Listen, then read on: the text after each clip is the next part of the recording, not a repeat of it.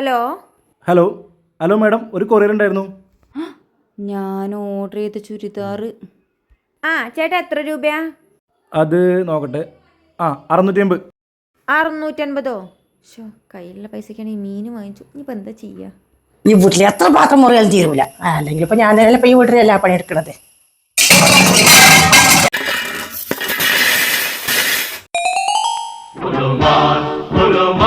ചേട്ടാ ഞാൻ സ്ഥലത്തില്ല. ചേട്ടനെ അതിന്റെ പേരൊന്നും മാറ്റിയാണ്ട് എന്റെ വീട്ടിലൊന്ന് കൊടുക്കുവോ? അയ്യോ, അങ്ങനെ മാറ്റിയതൊന്നും ഞങ്ങൾക്ക് പറ്റില്ല മാഡം. ഓ ഷോ, ഇനിയിപ്പോൾ എന്താ ഒരു മാർഗം? ചേട്ടാ അതിന്റെ അമ്മയാണ്. അമ്മയ്ക്ക് വലിയ വിദ്യാഭ്യാസമൊന്നുമില്ല. അമ്മേന്റെ പേര് കണ്ടല്ലേ അമ്മ വാങ്ങിക്കുള്ളൂ. ഓ അങ്ങനെയാണോ? എന്താ മാഡത്തിൻ്റെ അമ്മേൻ്റെ പേര്? രുക്മിണി. ഓക്കെ മാഡം, ഞാൻ വീട്ടിലെത്തിക്കാം കേട്ടോ. താങ്ക് യു ചേട്ടാ. പിന്നെ അമ്മേന്റെ കൈ തന്നെ കൊടുക്കണേ. ശരി. ഓക്കെ ശരി.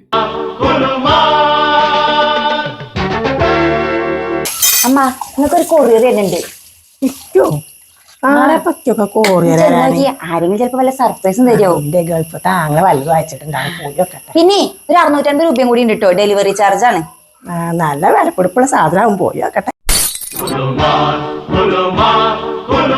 മാഡം രുക്മിണി അല്ലേ?